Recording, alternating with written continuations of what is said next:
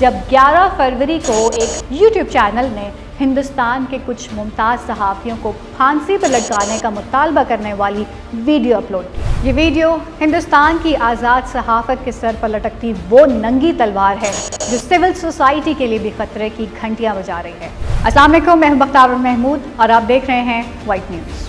ہر خبر پر ہوگی آپ کی پکڑ، لائک کریں، فالو کریں اور سبسکرائب کریں وائٹ نیوز۔ جمہوری معاشرہ خواہ کتنا ہی بڑا کیوں نہ ہو، معاشرے کے چوتھے ستون کا تاج اس کی سول سوسائٹی کے سر پر ہی سجتا ہے، لیکن ہندوستان میں اس چوتھے ستون کا کھلے عام تمسخر اڑایا گیا۔ حال ہی میں تریپورہ میں مسلم مخالف پرتشدد کارروائیوں کی کوریج کرنے والی سمردھی سکھونا اور سورنا جھا، دو صحافیوں کو فرقہ وارانہ تفریق پھیلانے کے الزام میں پولیس نے حراست میں لے لیا۔ The police claims that the journalists have falsely reported about the incident of burning of Holy Quran on Twitter, but the journalists and their lawyers have argued that they were just doing their job, and the government is punishing them for questioning. CJ ولیمان نامی American صحافی اور انسانی حقوق کے کارکن بھی ان 5 صحافیوں میں شامل تھے جن پر تریپورہ دہشت گردی کے واقعات میں فرد جرم عائد کی گئی۔ اس کے علاوہ تریپورہ پولیس نے ان وکلاء کے خلاف دہشت گردی کے الزامات درج کیے جنہوں نے ریاست میں مسلمانوں کے خلاف حالیہ پرتشدد واقعات کے بارے میں حقائق کی رپورٹ پیش کی۔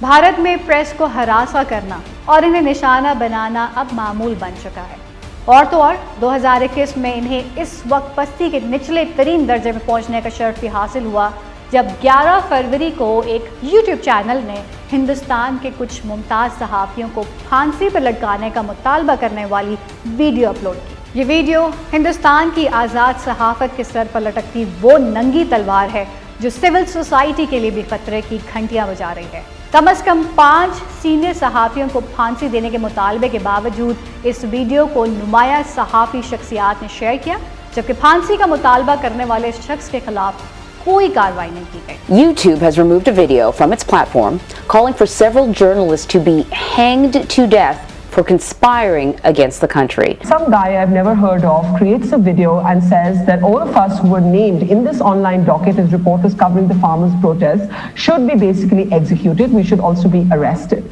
Political leaders who are affiliated with the ruling party, the BJP, actually supported the video. پچھلے 5 سالوں کے دوران ہندوستان میں سول سوسائٹی کے خلاف حکومت کی جانب سے چھاپوں اور فوجداری مقدمات میں تیزی سے اضافہ دیکھنے میں آیا ہے۔ فوجداری مقدمات کے ذریعے میڈیا میں بتدریج آزاد آوازوں کا گلا گھونٹا جا رہا ہے۔ ان پر دباؤ ڈالا جاتا ہے کہ سینسر کے نام پر وہ اپنی آوازیں بند رکھیں۔ صحافی رانا ایوب کو جنوری میں کسانوں کے احتجاج پر حکومت پر تنقید کرنے پر ایک منظم انداز میں باقاعدہ مہم چلا کر کرائے کے سوشل میڈیا اکاؤنٹس کے ذریعے نشانہ بنایا گیا، جبکہ ایک فری لانس مرد صحافی مندیپ پونیا کو 30 جنوری کی شام دہلی کے مضافات میں کسانوں کے احتجاجی مقام سے گھسیٹ کر نامعلوم مقام پر لے جایا گیا، جہاں پر انہیں جیل منتقل کر دیا گیا۔ اسکرول کی ایگزیکٹو ڈائریکٹر سپریا شرما، جنہوں نے چھتیس گڑھ کے معیشت اور سیکیورٹی فورسز کے درمیان تنازع کو کور کیا تھا، انہوں نے بجا طور پر کہا کہ میں نے کبھی نہیں سوچا تھا کہ بھارت میں ایک دن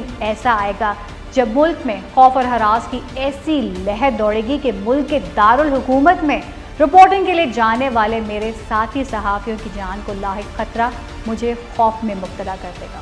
جب جموں و کشمیر کو خصوصی حیثیت دینے والے ہندوستانی آئین کے آرٹیکل 370 کو منسوخ کیا گیا تو کشمیر میں موجود صحافیوں نے اگست 2019 کے بعد سے ڈرانے دھمکانے اور مشکوک گروپوں کی جانب سے پیچھا کیے جانے کا ایسا ٹریلر دکھایا جو کسی ڈرامے فلم سے کم نہیں تھا۔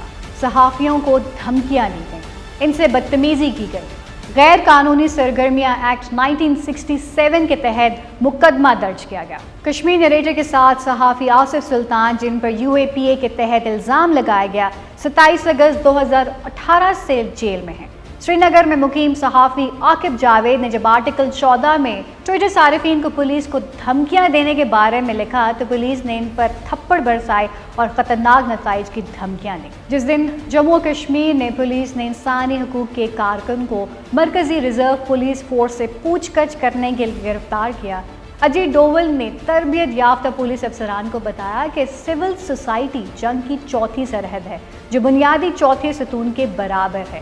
इससे निपटना इसलिए भी बहुत ज़रूरी है क्योंकि इसके नज़दीक चौथा सतून दरअसल इन्हें फिफ्थ कॉलम दिखाई देता है. But it is the civil society that can be subverted, that can be suborned, that can be divided, that can be manipulated to hurt the interest of a nation. याद रहे कि महज अल्फाज नहीं बल्कि रियासत की वो पॉलिसी है जो मजलूमों के लिए आवाज़ बुलंद करने वाली हर ताकत की आवाज़ को चलने पर यकीन रखती है.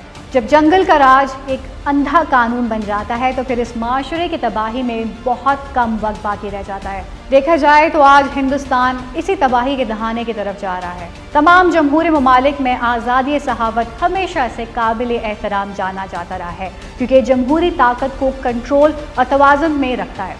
लेकिन भारत जमहूरियत के नाम पर एक ऐसा मुकम्मल धोखा और फरेब का घना जंगल चारों सौंप फैलता जा रहा है. डोवल का नजरिए जमहूरियत सिवाय पुलिस गर्दी की और कुछ नहीं है. जब हिंदुस्तान की रियासत के सरबराह नरेंद्र मोदी को गुजरात में बदतरीन कत्लेआम पर सफा कातिल का खिताब दिया जाता है, जब हिंदुस्तान के कौमी सलामती के मशीर अजीत डोवल ने श्रीलंका और पाकिस्तान के पड़ोसी खित्ते में दहशत गर्दी की मुहिम चलाने का खुलेआम एतराफ़ किया था, तो इससे कुछ और नहीं सिर्फ और सिर्फ रियासती हैंडलर्स के गहरे ताउन का पर्दाफाश होता है जो ये समझते हैं कि हुकूमत और इसकी सिक्योरिटी एजेंसियों से इंसानी हकूक़ की खिलाफ वर्जियों पर सवाल उठाना किसी न किसी तरह कौमी सलामती को ख़तरा बनाता है. हिंदुस्तान में सिविल सोसाइटी का ज़बरदस्ती बंद होना एक डरावना ख्वाब है.